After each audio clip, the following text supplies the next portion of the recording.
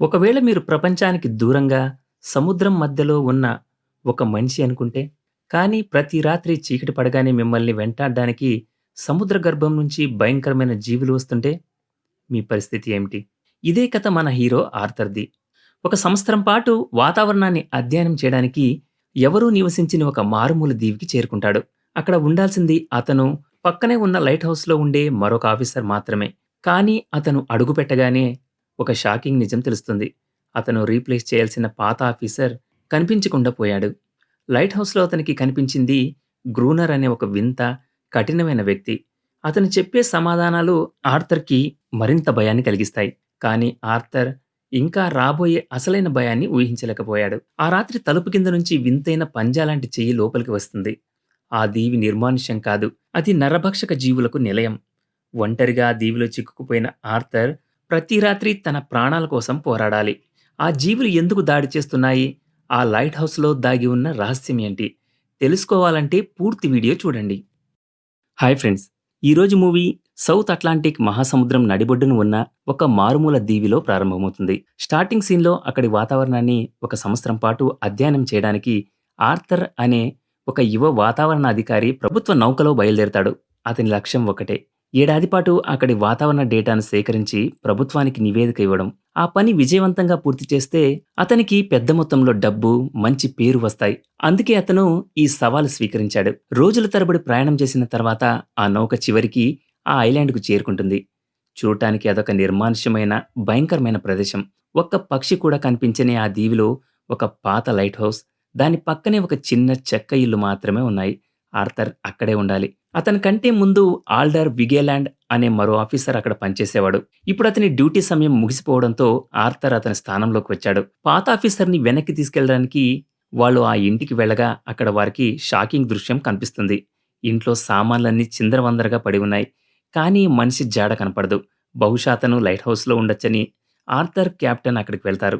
కానీ ఆ light house చుట్టూ పదునైన కర్రలతో కంచె వేసి ఉంటుంది. ఎవరో కావాలనే లోపలికి ఎవరూ రాకుండా దాన్ని మూసివేసినట్లు స్పష్టంగా తెలుస్తుంది. చాలా సార్లు తలుపు కొట్టినా ఎవరూ తలుపు తీయకపోవడంతో వాళ్ళు గట్టిగా తలుపును తోసి లోపలికి వెళ్తారు. లోపల వాళ్లకు గ్రూనర్ అనే ఒక వింత వ్యక్తి కనిపిస్తాడు. అతని కళ్ళు, ప్రవర్తన చాలా కఠినంగా ఉంటాయి. పాత ఆఫీసర్ గురించి అడగగా అతను చనిపోయాడు, సముద్రంలోకి వెళ్ళిపోయాడు, కానీ తిరిగి రాలేదు అని నిర్లక్ష్యంగా సమాధానమిస్తాడు. కెప్టెన్ ఆర్థర్‌తో ఈ ప్రదేశం ఏమాత్రం సురక్షితంగా లేదు. కావాలంటే మాతో తిరిగి వచ్చెయి అని చెప్తాడు. కానీ తన లక్ష్యం గుర్తొచ్చి ఆర్థర్ అక్కడే ఉండటానికి నిర్ణయించుకుంటాడు. కెప్టెన్ అతనికి ఒక తుపాకీ ఇచ్చి జాగ్రత్తగా ఉండమని చెప్పి తన నౌకతో తిరిగి వెళ్ళిపోతాడు. వాళ్ళు మళ్ళీ ఏడాది తర్వాతే ఇక్కడికి వస్తారు. ఒంటరిగా మిగిలిపోయిన ఆర్థర్ ఆ చెక్క ఇంటిని శుభ్రం చేస్తున్నప్పుడు అతనికి పాత ఆఫీసర్ రాసిన ఒక డైరీ దొరుకుతుంది. అందులో ఆ ఐలాండ్ గురించి, అక్కడ నివసించే కొన్ని రహస్యమైన, భయంకరమైన జీవుల గురించి అసంపూర్తిగా రాసి ఉంటుంది. వాటికి సంబంధించిన వింత స్కెచ్‌లు కూడా ఉంటాయి. మొదట ఆర్థర్ వాటిని పెద్దగా పట్టించుకోడు. కానీ ఆ రాత్రే అసలు భయం మొదలవుతుంది. తలుపు మీద ఎవరో గోకుతున్న శబ్దాలు వినిపిస్తాయి. ఆర్థర్ లాంతర్ తీసుకుని తలుపు దగ్గరికి వెళ్ళగా, తలుపు కింద నుంచి ఒక వింతైన పంజా లాంటి చెయ్యి లోపలికి రావడానికి ప్రయత్నిస్తుంది. అది మనిషి చెయ్యి కాదు. అది చూసి ఆర్థర్ గుండె ఆగినంత పనైంది. అతను వెంటనే ఇంటి బేస్‌మెంట్‌లోకి పరిగెత్తి దాక్కుంటాడు. కొద్దిసేపటికి ఆ జీవి ఇంట్లోకి ప్రవేశించి అతన్ని వెతకడం మొదలుపెడుతుంది. ఆర్థర్ చాటుగా దాన్ని గమనిస్తూ ఉన్నాడు. అతని కదలికలను పసిగట్టిన ఆ జీవి అతన్ని పట్టుకోవడానికి ప్రయత్నిస్తుంది. ప్రాణభయంతో ఆర్థర్ తన దగ్గరున్న కత్తితో దాని కంట్లో బలంగా పొడుస్తాడు. ఆ జీవి పెద్దగా అరుస్తూ అక్కడి నుంచి పారిపోతుంది. కానీ అది మళ్ళీ రావచ్చు. డైరీలో రాసింది నిజమేనని ఆర్థర్‌కు అర్థమవుతుంది. మరుసటి రోజు ఉదయం భయంతో వణికిపోతూ లైట్ హౌస్ దగ్గరకు పరిగెడతాడు. గ్రూనర్‌ను సాయం అడుగుతాడు. కానీ గ్రూనర్ అతన్ని లోపలికి రానివ్వకుండా, "నువ్వు షిప్‌తో పాటే వెళ్ళిపోవాల్సింది. ఇక్కడ ఉండటం నీ తప్పు" అని కఠినంగా చెప్పి తరిమేస్తాడు. ఇప్పుడు ఆర్థర్ తనను తాను కాపాడుకోవాలి. అందుకని అతను తన ఇంటి కిటికీలన్నిటినీ చెక్కలతో మూసేసి చుట్టూ కంచె ఏర్పాటు చేసుకుంటాడు. ఆ రాత్రి ఆర్థర్ ఊహించిన దానికంటే భయంకరమైనది జరిగింది. ఒక్కటి కాదు, పదుల సంఖ్యలో ఆ వింత జీవులు సముద్రం నుంచి గుంపులుగా వచ్చి అతని ఇంటిపై దాడి చేస్తాయి. ఆర్థర్ తన దగ్గరున్న తుపాకీతో వాటిపై కాల్పులు జరుపుతాడు. కొన్ని జీవులు చనిపోయినా మిగిలినవి మరింత కోపంతో దాడి చేస్తాయి. చివరికి వాటిని తరిమి కొట్టడానికి ఆర్థర్ ఆ ఇంటి బయట ఉన్న కాగితాలకు నిప్పు పెడతాడు. నిప్పును చూసి ఆ జీవులు భయంతో సముద్రంలోకి పారిపోతాయి. కానీ ఆ నిప్పు క్రమంగా అతని చెక్క ఇంటికి అంటుకుంటుంది.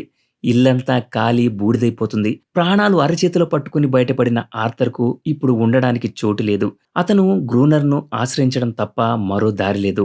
ఒక ప్లాన్ వేసి గ్రూనర్ నీళ్ల కోసం బయటకు వచ్చినప్పుడు అతన్ని బెదిరించి లైట్ హౌస్‌లోకి ప్రవేశిస్తాడు. అక్కడే ఆర్థర్‌కు మరో షాకింగ్ నిజం తెలుస్తుంది. గ్రూనర్ దగ్గర అనెరిస్ అనే ఒక ఆడజీవి బందీగా ఉంటుంది. అతను దాన్ని తన పెంపుడు జంతువులాగా చూస్తూ ఉంటాడు. ప్రతిరోజు శారీరకంగా హింసించేవాడు. ప్రతి రాత్రి సముద్రం నుంచి వచ్చే జీవులు తమ తోటి జీవి అయిన అనెరిస్‌ను విడిపించుకోవడానికి దాడి చేస్తున్నాయని ఆర్థర్‌కు అర్థమవుతుంది. ఆ జీవి గాయాలను నయం చేసే శక్తి కూడా కలిగి ఉందని తెలుసుకున్న ఆర్థర్ ఆశ్చర్యపోతాడు. గ్రూనర్ ఆధిపత్యం కింద ఆర్థర్ బానిసలాగా బ్రతకడం మొదలుపెడతాడు. లైట్ హౌస్ పనులు చేయడం, రాత్రిపూట జీవులతో పోరాడటం అతని దినచర్యగా మారిపోతుంది. మొదట్లో భయపడిన ఆర్థర్ క్రమంగా ఆ జీవులతో పోరాడడంతో పాటు రాటుదేలిపోతాడు. అదే సమయంలో అనెరిస్‌పై అతనికి జాలి కూడా కలుగుతుంది. ఒక వింత స్నేహబంధం ఏర్పడుతుంది.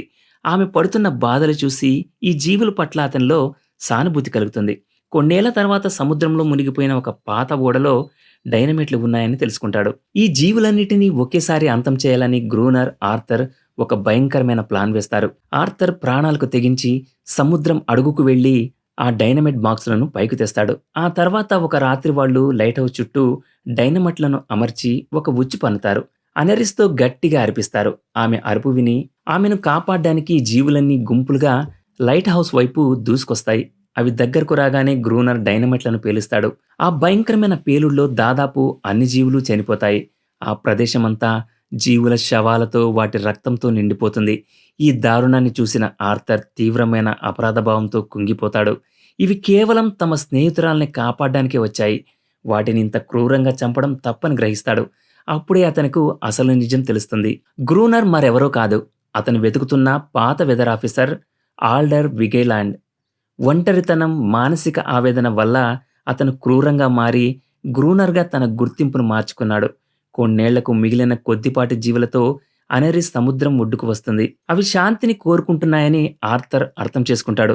కానీ తన ఆధిపత్యాన్ని కోల్పోకూడదన్న గ్రూనర్ ఒక జీవి పిల్లను తన ఫ్లేర్ గన్‌తో కాల్చి చంపేస్తాడు. దీంతో ఆగ్రహానికి గురైన ఆర్థర్ గ్రూనర్‌తో పోరాడతాడు. ఆగు ఆల్డర్, నువ్వు హంతకుడివి కాదు అని అతని అసలు పేరుతో పిలుస్తాడు. తన తప్పు తెలుసుకున్న గ్రూనర్ తనను తాను జీవులకు అప్పగించుకుంటాడు. అవి అతన్ని చంపేస్తాయి. ఒక సంవత్సరం గడిచిపోతుంది. కొత్త వెదర్ ఆఫీసర్‌తో ప్రభుత్వ షిప్ వస్తుంది. కానీ ఆర్థర్ ఆ ఐలాండ్‌ని వదిలి వెళ్ళడానికి ఇష్టపడడు. పాత ఆఫీసర్ ఏమయ్యాడని అడిగితే అతను సముద్రంలోకి వెళ్లి తిరిగి రాలేదు అని గ్రూనర్ చెప్పిన అబద్ధాన్నే ఆర్థర్ కూడా చెప్తాడు. చివరికి ఆర్థర్ కూడా ఆ ఐలాండ్‌లోనే ఉండిపోతాడు. గ్రూనర్ స్థానాన్ని తను తీసుకుంటాడు. సముద్రంలో అనెరిస్, ఆమె కుటుంబం స్వేచ్ఛగా బతుకుతుండగా ఆర్థర్ ఒంటరిగా ఆ లైట్ హౌస్‌లో నిలబడి సముద్రం వైపు చూస్తూ ఉండడంతో స్టోరీ ఎండ్ అవుతుంది. ఇది ఫ్రెండ్స్ ఇవాల్టి స్టోరీ. ఇలాంటి మరిన్ని ఇంట్రెస్టింగ్ స్టోరీల కోసం ఛానల్‌ని సబ్స్క్రైబ్ చేయండి. Thanks for watching.